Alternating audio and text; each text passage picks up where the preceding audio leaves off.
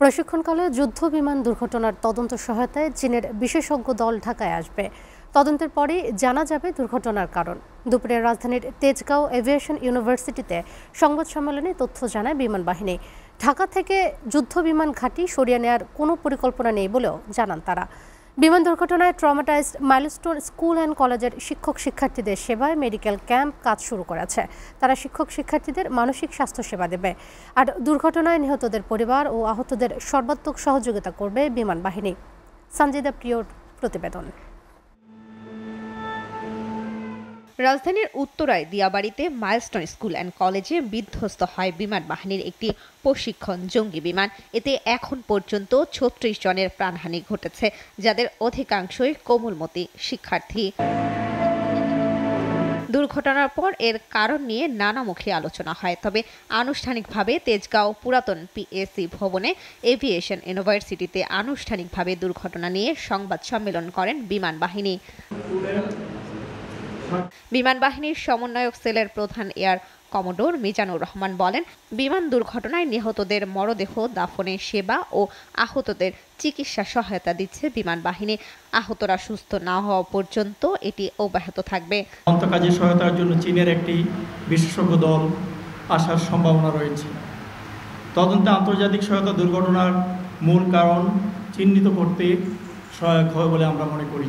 আহতদের চিকিৎসা বিষয়ক সহায়তা, চিকিৎসার অগ্রগতি পর্যবেক্ষণ, আহতদের অ্যাটেন্ডেন্টদের সুযোগ সুবিধার খোঁজ নেওয়া, যে কোনো সহায়তা নিশ্চিতকরণ এবং নিহতের মরদেহ দাফন ও সৎকার কাজে যাবতীয় সহায়তা প্রদান কার্যক্রম আমরা পরিচালনা করছি।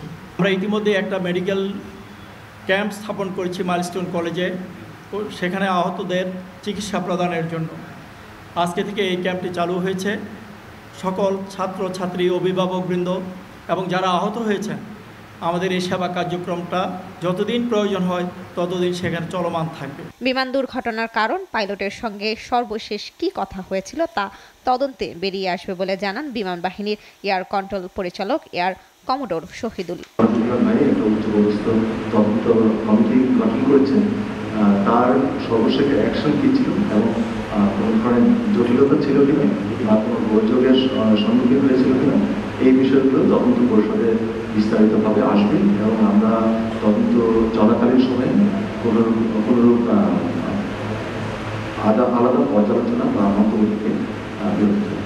সংবাদ সম্মেলনে উপস্থিত মাইলস্টোনের স্কুল শাখার অধ্যক্ষ জানান যে ভবনটি আঘাত করে সেখানে বেশিরভাগ শিক্ষার্থী উপস্থিত ছিল। স্কুলের সব ভবন রাজুক অনুমোদিত বলেও দাবি করেন তিনি। ওই ভবনটাতে 738 জন ছাত্র আসা যাওয়া করে। আমাদের প্রথম কাজ ছিল এই 738 জন অভিভাবকের সাথে যোগাযোগ করা, এবং সেই কাজটা আমরা ওই সন্ধ্যায় ওই রাতে এর মধ্যে ওই দিন ছিল 80%-এর মতো, ধরেন 590 জনের মতো। টিন শেড করতে তো আর রাজুকের অনুমোদন লাগে না, আর সমস্ত কিছুই রাজুকের যথাযথ নিয়ম মেনে করা হয়। বেবি চকের হাইট বিবেচনা নিয়ে করা হয়েছে। জাতীয় বার্ন অ্যান্ড প্লাস্টিক সার্জারি ইনস্টিটিউটের সহযোগী অধ্যাপক মারুফুর রহমান জানান, রাজধানীর 3টি হাসপাতালে বিমান দুর্ঘটনায় আহত 45 জন ভর্তি রয়েছে। আর বেশি ছিল, এই যেটা আরো বেশি ছিল, আর বেশি আপনারা জানেন ট্রিটমেন্টটা সমন্বিতভাবে হচ্ছে সিঙ্গাপুর জেনারেল হসপিটাল এবং চীনের উহান ইউনিভার্সিটি এবং দিল্লি আপনার হসপিটাল, এই দুটি কাজ রয়েছে। সঞ্চিতা প্রিয়, এসএটিভি, ঢাকা।